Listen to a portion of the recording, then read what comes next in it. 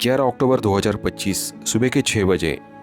आज मैं मेरे लाइफ की सबसे लंबी साइकिल रेस अटेम्प्ट करने जा रहा था। ये कोई ऑर्डिनरी बीआरएम राइड नहीं थी। ये मेरे लिए एसआर यानी सुपर इंजीनियर टाइटल पाने का एक अंतिम पड़ाव था, क्योंकि इस साल मैंने पहले ही 200, 300, 400 किलोमीटर के फ्रीवे पूरे किए थे। तो अब बारी थी इन सबसे डिफिकल्ट चैलेंज की।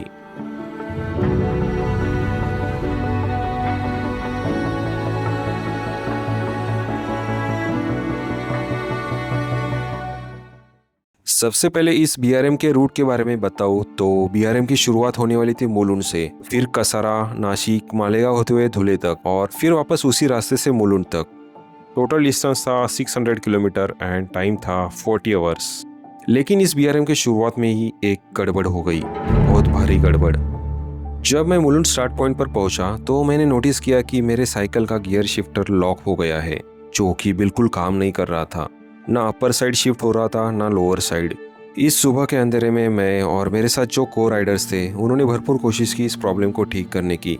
इवन मैंने मेरे बाइक मैकेनिक को भी कॉल करके प्रॉब्लम सॉल्व करने की कोशिश की, बट इशू सॉल्व नहीं हुआ। साइकिल तो चल रही थी बट गियर जो है वो 5वें और 6ठे गियर के बीच में लॉक हुआ था। इतने कोशिशों के बावजूद भी जब कुछ नहीं हुआ तो मैंने सारे होप्स छोड़ दिए। शायद आज का दिन मेरा नहीं था। इतने में ही मैंने ऑर्गेनाइजर के सीटी का आवाज सुना। फ्लैग ऑफ का समय हो चुका था। घर वापस जाने के अलावा और कोई ऑप्शन नहीं था। जबकि मेरा होम टाउन कल्याण इसी बीआरएम रूट के बाजू में था, तो मैं मेरे को राइडर के साथ निकल पड़ा। अब ये गियर शिफ्टर क्या होता है और ये छोटा लगने वाला इशू इतना प्रॉब्लमेटिक क्यों है वो समझते हैं। बेसिकली गियर शिफ्टर जो डिवाइस है वो आपको गियर चेंज करने में मदद करता है। 600 किलोमीटर के राइड में जहाँ घाट है, चढ़ाई है, उतार है, वहाँ गियर काम करना बहुत इंपॉर्टेंट चीज है। गियर शिफ्टर के बिना राइड करनी मतलब ऐसे समझो कि आप अपने मोटर बाइक पे पहाड़ों में घूमने गए हो और पूरी जर्नी में आप अपने बाइक सिर्फ एक ही गियर में चला रहे हो, जो कि इम्पॉसिबल बात है। इस बीआरएम का रूट भी कुछ ऐसा ही था, जिसमें अच्छा खासा एलिवेशन गेन था, तो कोई सवाल ही नहीं था कि पूरी राइड फिक्स गियर में की जाए। मुलुंड से निकले हुए 20 किलोमीटर्स हो गए थे। सुबह के करीब 7 बजे मैं कल्याण के पास पहुंच गया। अजीब बात यह थी कि इस समस्या के बावजूद मैं कंफर्टेबल फील कर रहा था। तो जैसे मैं कल्याण पहुंचता हूँ, मैं यहाँ पर एक रिस्की डिसीजन लेता हूँ। मैं अब इसी फिक्स गियर के साथ इस बीआरएम को कंटिन्यू करने वाला था।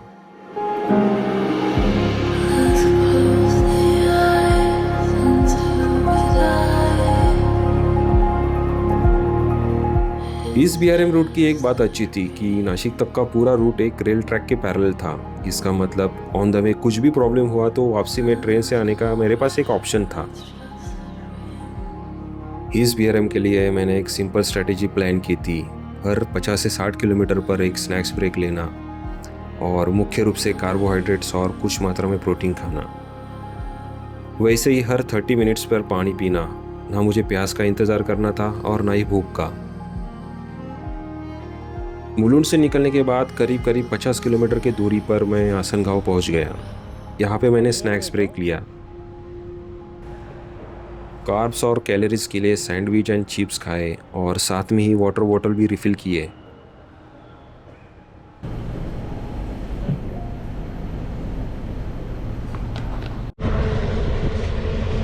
आसनगांव छोड़ते ही आड़गांव के पहले एक छोटा सा क्लाइंब है। आमतौर पर जब मैं इस रूट पर प्रैक्टिस करता हूँ तो इस क्लाइंब पे मैं साइकिल सेकंड नहीं तो थर्ड गियर में चलाता हूँ, बट आज गियर इशू के कारण मैं हायर गियर में बाइक को पुश कर रहा था।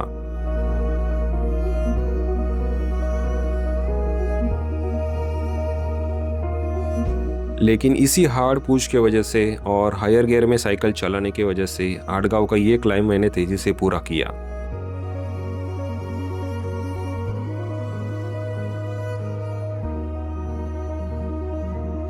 बढ़ते दिन के साथ अब तापमान भी 36 डिग्री तक पहुंच गया था। आसनगांव से कसारा तक का रास्ता बेहद ही खूबसूरत है। पूरी तरह से रोलिंग टेरेन, खुले मैदान और सड़क भी पूरी तरह से टारमैक। बट इसी ओपन टेरेन की वजह से हेडविंड भी बहुत ज़्यादा फेस करनी पड़ रही थी, जिसका असर स्पीड एंड पावर पे दिख रहा था। वैसे देखा जाए तो एज पर बीआरएम रूल, बीआरएम एक सेल्फ सपोर्टेड राइड इवेंट है। तो रास्ते में कुछ भी इशू हुआ, चाहे वो मैकेनिकल हो या मेडिकल, आप पूरी तरह से खुद के भरोसे होते हो। और बीआरएम की यही बात आपको मेंटली स्ट्रांग बनाती है। वैसे हर एक बीआरएम में हमेशा हमारे साथ मुंबई रैंडोनियर्स के ऑर्गेनाइजर जो है मिस्टर अनिल, वो हमेशा हमारे आगे पीछे रहते हैं, जो हमेशा अपनी गाड़ी में ढेर सारे केले और इलेक्ट्रोलाइट सॉल्ट कैरी करते हैं। इनके सपोर्ट और चीयरिंग की वजह से ही लॉन्ग डिस्टेंस बीआरएम राइड भी बहुत ईजी एंड कंफर्टेबल बन जाती है।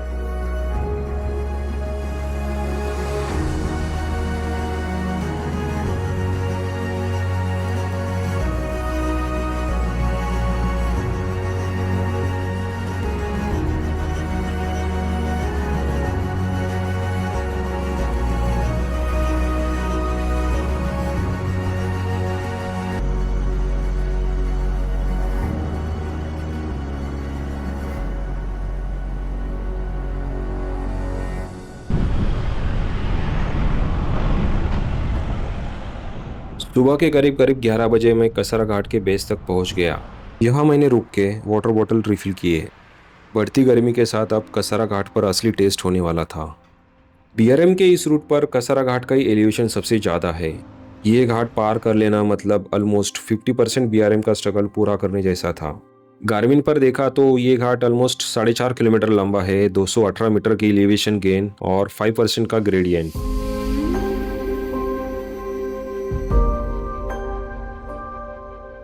ऑब्वियसली फिक्स गियर पर यहाँ चढ़ाई करनी आसान नहीं थी, तो मैंने यहाँ हाथ से ही चेन को लोअर गियर में शिफ्ट करके देखा। बट जबकि गियर शिफ्टर लॉक हुआ था तो चेन वापस हायर गियर में आ रही थी। कैडेंस एकदम लो था, हार्ट रेट भी अब 150 के पार पहुंच चुका था। घाट में कई राइडर स्ट्रगल कर रहे थे और धूप की वजह से एक्सर्शन भी हो रहा था। एक बात अच्छी थी कि ये पूरा घाट रास्ता बड़े बड़े पेड़ों से कवर है, तो धूप और गर्मी से थोड़ा प्रोटेक्शन मिल रहा था। और जहाँ पेड़ नहीं थे वहाँ कुछ इस तरह ब्रेकडाउन ट्रक के शेड में राइडर्स खुद को कूल डाउन कर रहे थे।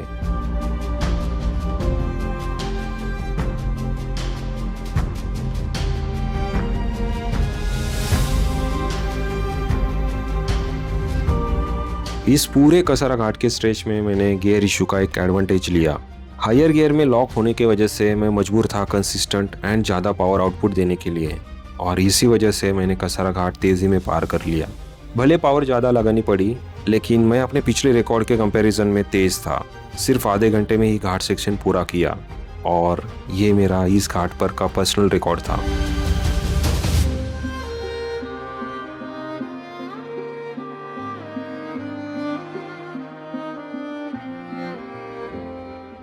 टू बी ऑनेस्ट, मार्शियस, बोरघाट और माथेरान के कंपैरिजन में कसरा घाट बहुत ही आसान है। अगर आप इन बाकी के 3 क्लाइंब पर प्रैक्टिस करते हो तो आपको कसरा घाट बहुत ही आसान लगेगा।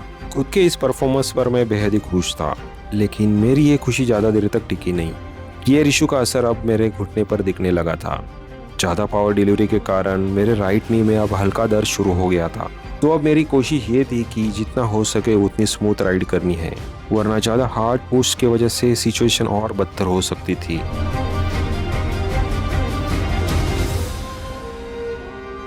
कसरा घाट के बाद इगतपुरी में थोड़ी ठंडक आ चुकी थी। वेदर क्लियर था और हाई अल्टीट्यूड की वजह से टेम्परेचर भी काफ़ी प्लेजेंट था। कसरा घाट के बाद इगतपुरी से नासिक तक का पूरा टेरेन रोलिंग है।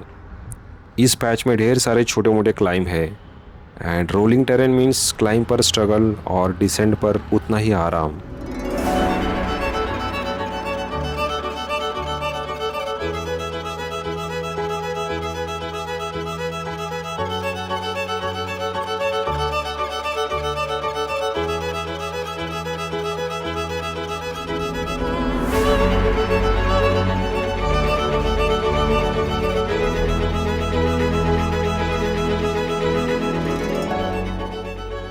इस रोलिंग सेक्शन पर मैंने अपना खुद का पेस मेंटेन किया।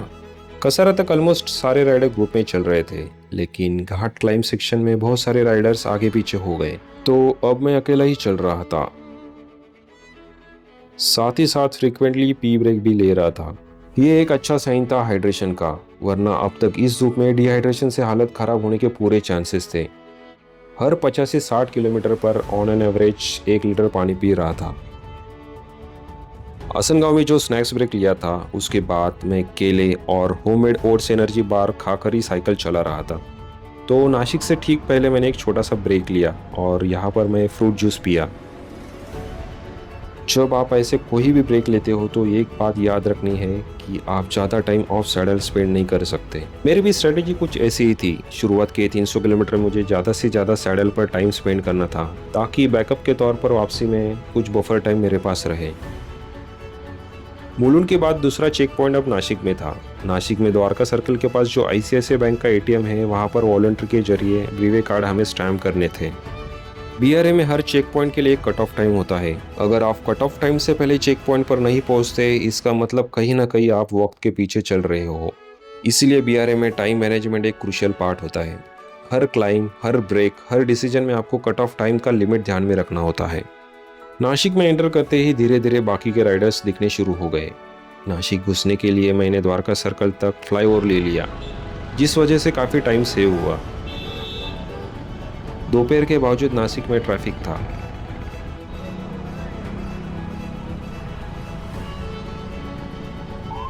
नासिक के इस चेक पॉइंट का टाइम विंडो था सुबह 10:30 से लेकर दोपहर के 4 बजे तक, और मैं यहाँ दोपहर के 3 बजे पहुँच गया था, कट ऑफ टाइम से 1 घंटा पहले।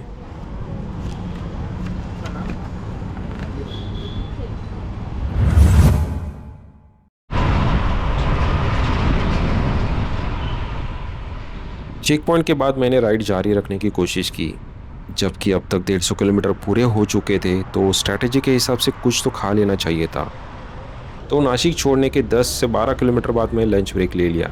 दाल खिचड़ी इसीलिए कि ये एक प्रैक्टिकल और इजी टू डाइजेस्ट फूड है, प्लस इसमें मौजूद कार्ब्स और प्रोटीन लंबे समय तक एनर्जी प्रोवाइड करते रहते हैं। अब शाम होने लगी थी और साथ में मौसम भी ठंडा होने लगा था। मौसम के मजे ले ही रहा था कि तभी मुझे महसूस हुआ कि मेरे पिछले टायर में हवा कम है। मैंने हवा भरी। 10 से 20 किलोमीटर के बाद फिर से हवा कम हो गई, फिर से हवा भरी। ऐसे 3-4 बार हुआ। अब मैं इस बात को इग्नोर नहीं कर सकता था। जल्द ही अंधेरा होने वाला था, तो सोचा इससे पहले इस प्रॉब्लम को सॉल्व करना पड़ेगा, क्योंकि अंधेरे में पंक्चर रिपेयर करना आसान काम नहीं। पहले ही 3-4 बार हैंडपंप से हवा टॉपअप करके मैं थक गया था, तो इसी हाईवे के साइड पंक्चर रिपेयर शॉप देखकर रुका, जहाँ एयर कंप्रेसर अवेलेबल था। ट्यूब चेक किया तो पाया कि वॉल ट्यूब से सेपरेट हो चुका था, मतलब ये ट्यूब पूरी तरह से डैमेज हुई थी। ऐसे सिचुएशन के लिए मैं हमेशा एक्स्ट्रा स्पेयर ट्यूब कैरी करता हूँ, और इस बार मैं 2 स्पेयर ट्यूब साथ लेकर चल रहा था। बिना ज़्यादा वक्त गवाए मैंने तुरंत ट्यूब बदली और एयर कंप्रेसर से हवा पंप करके तुरंत निकल गया। इस रिपेयर वर्क में मेरे लगभग 10 से 15 मिनट खर्च हुए। अब इस राइड का सबसे इंटरेस्टिंग फेज स्टार्ट होने जा रहा था। नाइट में साइकिलिंग करना एक अलग ही एक्सपीरियंस है। सड़कें शांत होती है, ट्रैफिक कम होता है, लेकिन विजिबिलिटी कम होने के कारण खतरे भी बढ़ जाते हैं। हाईवे पर नाइट राइड करते वक्त सबसे ज़्यादा अलर्ट रहना पड़ता है, क्योंकि आप जैसे ही सिटी के बाहर निकलते हो, आपको हाईवे पर कहीं भी स्ट्रीट लाइट नहीं दिखेंगी। रात में कार, ट्रक, बाइक वाले आपको बहुत दूर से नहीं देख पाते, तो आपको जितना हो सके खुद को विजिबल रखना पड़ता है। इसके लिए आपके tail lights, head lights proper charge होना जरूरी है। रिफ्लेक्टिव वेस्ट भी पहनना जरूरी है, ताकि आप दूसरों के नज़रों में विजिबल रहो। मैं इस बीआरए में बैकअप के तौर पर एक extra tail light and head light carry कर रहा था। साथ में चार्जिंग के लिए पावर बैंक भी था। रात के करीब 8:30 बजे मैं चांदवड़ घाट क्लाइंब किया। चांदवड़ घाट का ये क्लाइंब ऑलमोस्ट 1.5 से 2 किलोमीटर का है और बेस से 50 से 60 मीटर का एलिवेशन गेन है। इसी चांदवड़ घाट के डिसेंट पर मुझे और एक झटका मिला। चांदवड़ घाट की उतराई के दौरान मुझे पता चला कि मेरे रियर व्हील का एक स्पोक टूट गया है। दरअसल हुआ ये कि चांदवड़ घाट के डिसेंट पर बहुत सारे जगह पे रोड पर रंबल स्ट्रिप्स है, और शायद इसी रंबल स्ट्रिप पर तेजी से डिसेंट करते वक्त वाइब्रेशन इम्पैक्ट की वजह से एक स्पोक टूट गया था, जिसकी वजह से व्हील का बैलेंस बिगड़ गया और अब रियर व्हील वॉबल करने लगा था। ये इस राइड का तीसरा मैकेनिकल फेल्यूर था। इस इशू के साथ अब स्पीड में लिमिटेशंस आ गई। अब मैं तेज़ी से साइकिलिंग नहीं कर सकता था, क्योंकि अगर फिर से साइकिल किसी गड्ढे में टकराई तो टायर को और नुकसान होने के पूरे चांसेस थे। इन सारे इश्यूज़ के बावजूद रात के 12:30 बजे मैं धुले चेक पॉइंट पर पहुंच गया। गोल्डन लीफ रिसोर्ट में हमारा नाइट हॉल्ट कम रेस्ट पॉइंट था। नाइट हॉल्ट मतलब आप यहाँ पे आराम से सो नहीं सकते, यहाँ पर आपको बस कुछ देर के लिए आराम करना होता है और फिर से राइड कंटिन्यू करनी होती है। इस हॉल्ट पर मैंने सोने की कोशिश की लेकिन नींद नहीं आई। फिर यहाँ पर गर्म पानी से नहा लिया और आंखें बंद करके पड़ा रहा।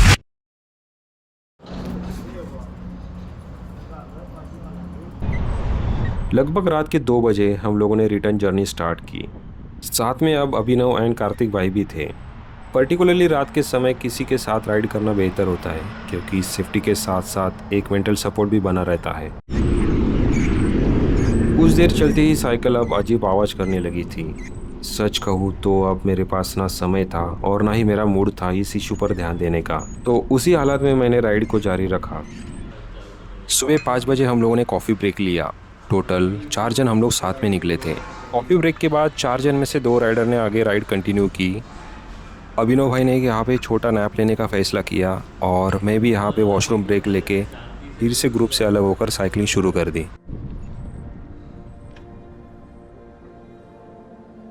अब सूरज उगने लगा था। क्षितिज पर भी आसमान धीरे धीरे लाल होना शुरू हो गया। सनराइज़ के साथ थोड़ा फ्रेश महसूस होने लगा। मौसम भी ठंडा था, इस वजह से नी पेन वापस से एक बार ट्रिगर हो गया।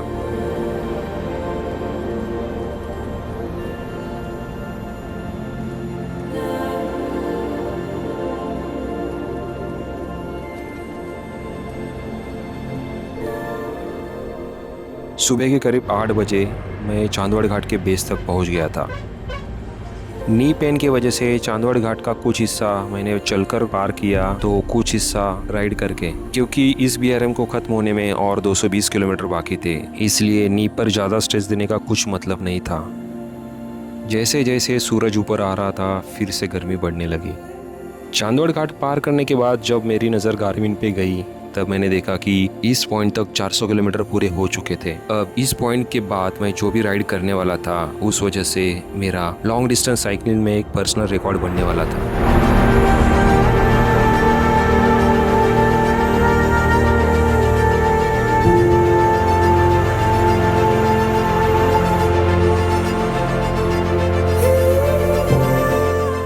मेरी बॉडी अब ऑटो पायलट मोड में जा चुकी थी।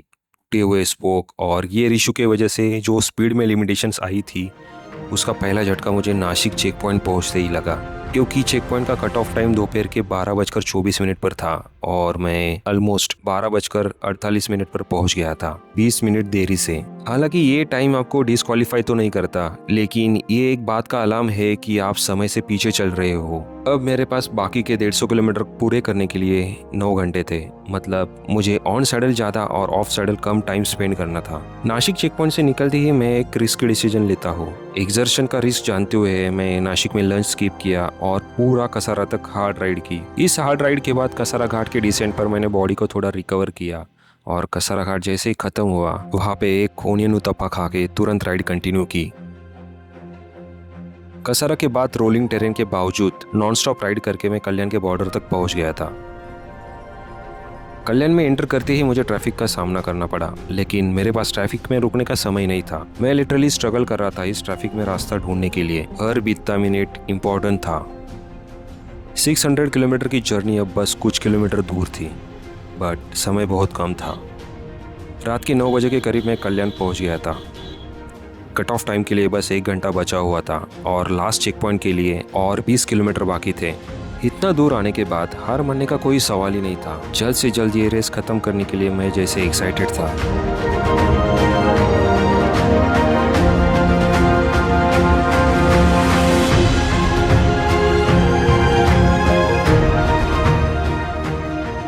और कुछ इस तरह से रात के 9:40 पर मैं लास्ट चेक पॉइंट पर पहुंच गया, कट ऑफ टाइम से सिर्फ 20 मिनट पहले।